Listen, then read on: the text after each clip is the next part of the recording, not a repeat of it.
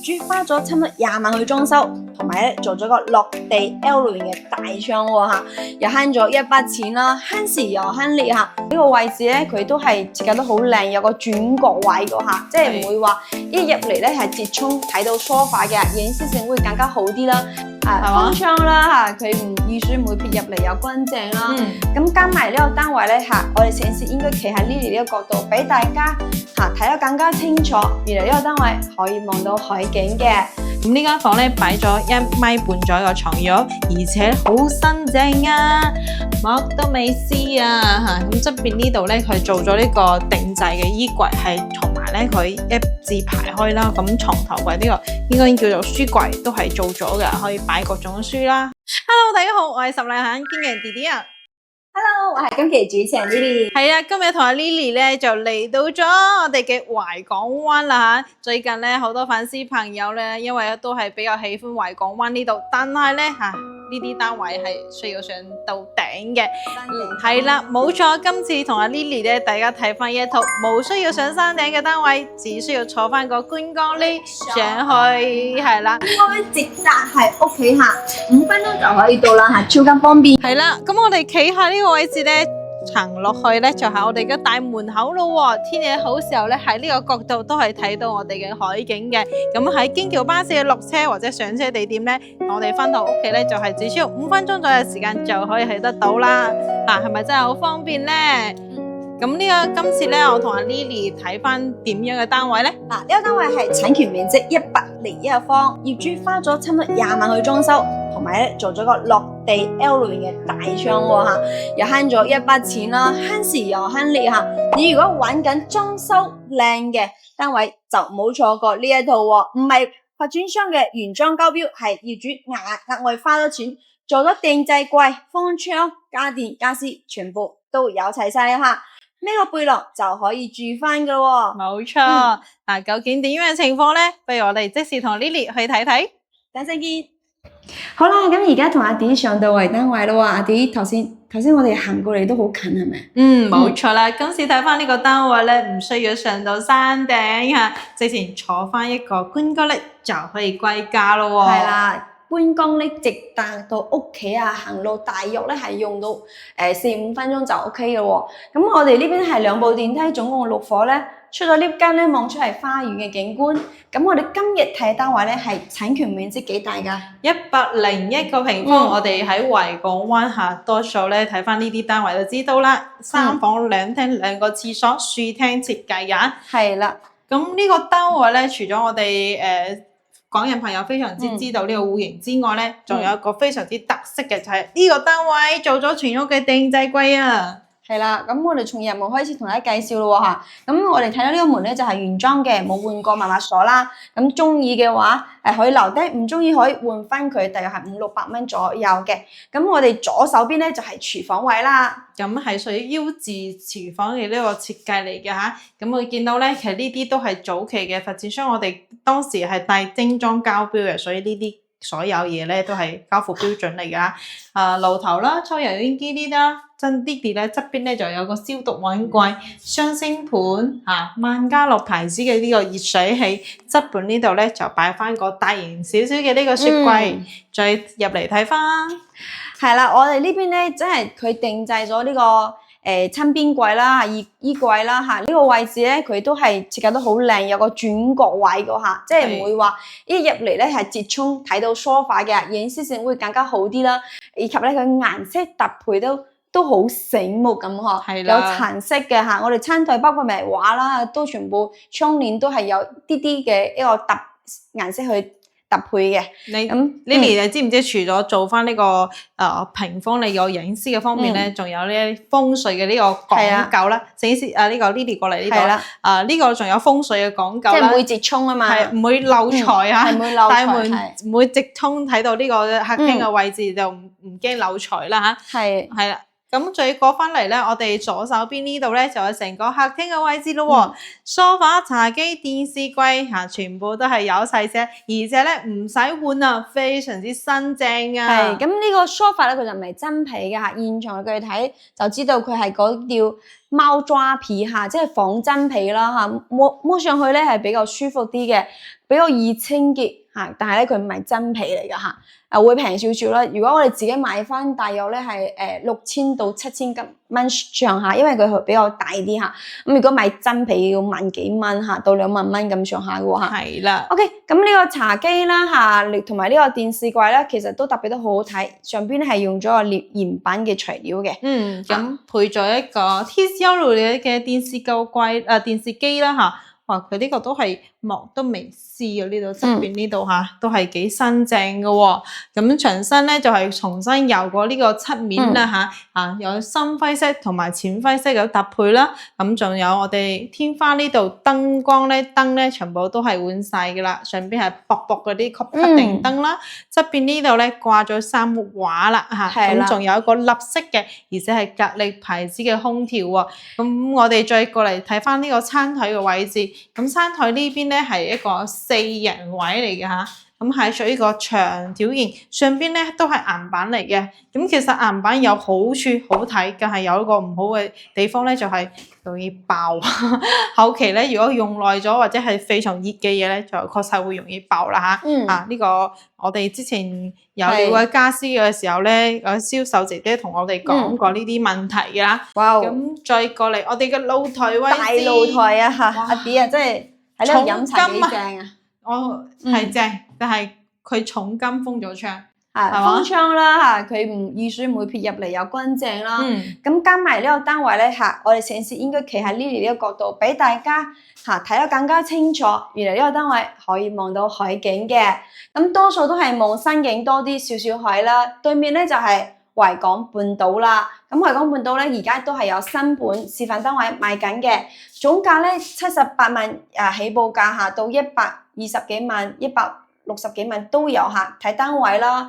咁其實咧有興趣嘅朋友們都可以私信我哋。咁我哋買新盤咧係唔使俾佣金嘅，以及咧有2萬蚊嘅大禮包可以俾到大家喎。係啦，咁呢個單位咧，喜歡嘅人咧就會非常之喜歡啦，因為咧呢度咧相對比較安靜啲，睇翻出去係綠油油一片，非常之寧靜嘅一個景色嚟嘅嚇。鳥語花香。係啦，嗱，朝早嘅時候係可以聽到啲雀仔叫嘅，咁喺天晴嘅時候咧，仲可以睇到海景喎，咁係屬於雙重嘅一個景色嚟嘅嚇，咁仲有咧，其實呢度都係重金做咗呢個風窗啦，咁大家知道呢個大露台風窗啊，我估計應該係2萬幾到3萬幾之間，而且係呢個係屬於個雙層白隔音玻璃鋁合金斷橋簾嘅斷橋鋁啊，因為佢咧佢唔只係呢個風窗咧，呢度仲有個轉角位㗎嚇，佢係計個平方數嚟嘅，加埋咧佢係做咗個紗窗啦嚇，因為喺海邊你一定要做好啲嘅風窗，有不然喺颱風嘅時候真係驚佢爆㗎。不過呢個唔使擔心嚇，呢個因為咧旁邊有靠山，前邊有海，側邊咧可能我哋嘅窗不過咧呢個窗係質素 OK 嘅嚇，唔使擔心。咁其實呢個窗呢個地方咧都細緻可以睇到佢係額外又加咗一層防水嘅喎，唔驚話時間耐就會滲水入嚟。冇錯。咁出邊裏邊都做齊晒啦，咁側邊呢度咧就做咗我哋嘅呢個晾衫嘅呢個區位啦，唔會影響到呢個我哋客廳提出嘅景色喎。係啊，坐喺嗰度飲茶，呢度洗衫啦，有大眼洗衣機啦，都係做咗個定制櫃嘅，係嘛？呢啲儲物空間、洗衣液啊嚇，執埋放喺呢度係好方便啦嚇，整嘢都乾乾淨淨。OK， 而家入去睇下休息區。嗱，裏邊係3間房2個廁所，我哋先睇翻第一個廁所先。咁維港灣呢度咧，咁佢嘅單位咧係比較新淨，同埋咧佢呢啲所有設計咧比較新穎啲啦嚇。咁包括企缸位啊、座廁啊，同埋呢個洗手盤啦，佢都係比較大啲嘅，比較闊綽嘅呢個空間，唔會好逼啦，各方面啦。好。咁而家睇下我哋嘅第一間房，呢間咧就係陽光房啦嚇，好多朋友聽到陽光佢就知道佢係贈送一半嘅積嚇，大約呢度係有8個方，買一半送一半啦。咁有個定制嘅到頂嘅衣櫃啦、榻榻米啦，下邊呢度都係有抽屜嘅，嗱可以放啲書啊、雜物啊都 OK 喎嚇。呢度仲做個書台嚇，即係佢每個角落地方都係做咗衣櫃嘅嚇，充分利用佢嘅空間，窗簾都 OK 喎嚇，有窗呢個白紗啦嚇，有呢個窗簾啦，冷氣全部都有齊晒。我哋燈都換咗噶啦，包括埋我哋睇到嘅牆面，佢係額外油咗呢啲藝術漆啊，比較啱小朋友住咯。呢間俾你先住係 OK 嘅喎。咁嚟到咗第二間房，嗱呢間房咧係直通去到我哋嘅呢個主露台噶，佢呢個窗咧開得比較大啲嘅，咁喺呢度有人咧就會唔想要咁大嘅露台啦，會隔開嚟做翻呢個少少書房都得噶。咁呢間房咧擺咗1.5米左右嘅床褥，而且好新淨啊！乜都未試啊嚇，咁側邊呢度咧佢做咗呢個定制嘅衣櫃，係同埋咧佢一字排開啦，咁床頭櫃呢個應該叫做書櫃，都係做咗嘅，可以擺各種書啦，仲有我哋嘅呢個衫啦，都係擺得入嘅嚇。Hello， 阿 Lily 咧係而家到咗呢個就係我哋嘅廁所位置嚇，鑽石型嘅乾濕分離，有原窗。做咗個紗窗噶啦嚇，驚有蚊嘅嚇，一定要做嚇。咁坐廁手台啦，原裝嘅膠標，少少做個清潔就 OK 啦。咁揾 Lily 或者係點埋啦，幫大家做個深層嘅清潔，先交付俾大家嘅喎。好，咁再睇翻我哋嘅主人房，哇嗱，睇翻咪佢啲家私真係新淨淨，我哋幾乎唔使換過啦。哇，呢個包裝都可以做到拎包入住，擺咗一個1.8米大床，2個床頭櫃。我哋新門後邊咧仲做咗呢個定制嘅呢個衣櫃啦，側邊呢度嘅咁都係一個比較多嘅收納空間俾到我哋啦嚇，咁成個牆身咧呢度係有一個淺綠色嘅一個感覺，淺藍色嘅話，係啊，藍地啦，藍地咁樣有啲淺咁喎。係啦，咁講翻啦，如果我哋覺得衣櫃唔夠嘅話，啲嗰度仲可唔可以做排？肯定 OK 嘅，因為呢度咧差唔多係有預留。正常咧，我哋做衣櫃呢個尺數咧係55到60之間嚇，咁或者係如果想呢個控制範圍咧58都 OK 嘅，咁就唔需要咁多床頭櫃，切咗一個床頭櫃之後咧，呢度就擺翻，或者係我哋褪翻過嚟少少，呢度咧就 OK 嘅嚇，咁都係帶咗呢個隔離排泄空調啦，空調都係非常之新淨嘅，咁我哋望出去咧就係非常之開揚嘅景色啦，就望到我哋呢個綠植為主啦，同埋側邊嘅海景啦嚇，所以佢呢個主人房同我哋有2間房望出去景色都一樣，包括呢個主露台呢度嘅嚇。OK， 咁我哋成個單位就係介紹完啦，而家俾個視頻嘅空鏡俾大家睇睇，等陣做個少少嘅總結啦。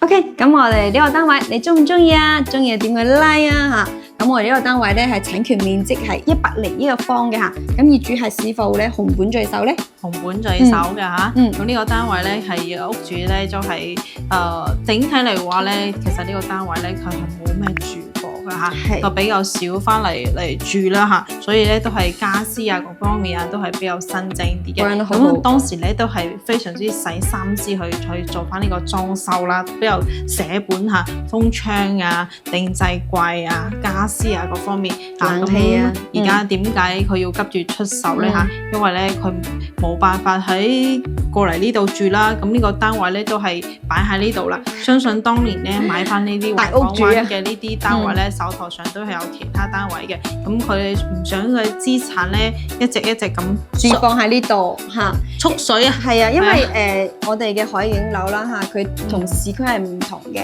市區咧就係叫剛需，咁海景樓咧就係一個享受啦。咁即係多餘嘅好多多餘嘅樓嚇，呢間唔住即係住唔過嚟而家嚇。咁其實咧就係益我哋公眾朋友啦，因為我哋香港朋友都係長者養老度假嘅。對於我哋嚟講就係剛需啦。我哋需要有個單位嚟養老嚇、度假嚇，咁又唔需要咁麻煩嚇。咁而家呢個單位又慳時慳力，啱好係啱我哋香港嘅胃口嚇。點解咁講咧嚇？香港朋友中意風窗嚇，喺大陸風窗有咩好處嚇？因為佢海景樓鹹氣冇咁重啦，水唔會飄入嚟啦嚇，又唔需要親自過嚟睇裝修啦嚇。呢個裝修費，如果我哋自己裝修，起碼都係廿幾萬嚇。咁而家又慳咗呢筆錢啦，咁我哋相當於係執到嚇靚嘢筍嘢係咪？咁我單位101一方咧嚇，業主而家實收價錢要幾多錢啊？總價至少58萬8嚇。咁其實咧最近咧睇法維港灣嘅粉絲朋友們咧有一個非常之糾結嘅問題啦。好中意維港灣嘅樓，好新淨，格局好靚仔嚇，各方面都我非常之喜歡嘅。但係有個問題咧睇翻呢啲山頂嘅單位，哇，爬上去真係好攰好攰啊！係啦，嗱，今次咧我同阿 Lily 帶翻呢圖咧，就係頭先喺度講，冇需要上到山頂，直接坐翻呢個觀光 lift 就可以歸家嘅一個單位啦嚇，非常之方便啦，唔需要咁辛苦去騎嚟騎去啦嚇。嗱，咁呢個單位都係非常之誠心出售嘅嚇，咁58萬8呢個總價咧可以一個拋晒啦，或者係就係可以做到呢個按揭啦。按揭借款首期咧就俾翻個10萬蚊左右，剩低銀行貸款。呢套房每個月供只需要2000零蚊就可以搞掂晒喎。咁如果有興趣嘅朋友們都可以添加我哋嘅微信 WeChat 啦、WhatsApp 啦、取得聯繫下，或者係深圳蓮塘路關口接送大家。咁如果你想要體驗下，可以坐京繳巴士喺福田啦、羅湖啦、蓮塘啊，都係有巴士到我哋維港灣轉盤嗰度落車，車費只需要25蚊。咁我哋幫大家買飛都係冇問題嘅。咁如果咧你唔即係想要總價更加低啲，有冇裝修咁靚單位？有嘅，我哋30座有係屬於山頂上位置啦嚇，會平啲嚇，總價咧40零萬就可以買到咁靚嘅裝修嚇。不過咧就一個山頂一個山腳嚇，即係我哋維港灣咧每一層單位咧，不管係朝向啦，同係我哋嘅樓宇質素啦，加埋佢嘅交標啦，佢哋價錢係有相差嘅。頭先未同大家介紹呢個單位，佢朝向非常之靚仔嚇，都係朝東南方向嘅嚇。喺我哋夏天嘅時候咧，都唔會覺得熱嚇，吹東風啊嘛，冬暖夏涼喎。哇！呢個單位真係揀唔到咩缺點，除非你想要買嘅係全海景，咁全海景梗係唔係呢個價啦嚇。如果係我哋山腳下嘅1座2座全海景單位嚇，2座60幾萬買呢個單位101方嘅。如果係前排海景，佢都有80幾萬嚇。係低層高層要90幾萬喎嚇，所以每個單位都有佢嘅價值所在啊嘛嚇。OK，咁我哋今集視頻同阿 D 介紹呢個維港灣單位就結束咯喎，有興趣嗱嗱聲聯繫我哋，每日會更新靚嘅選品俾到大家。拜拜，拜拜。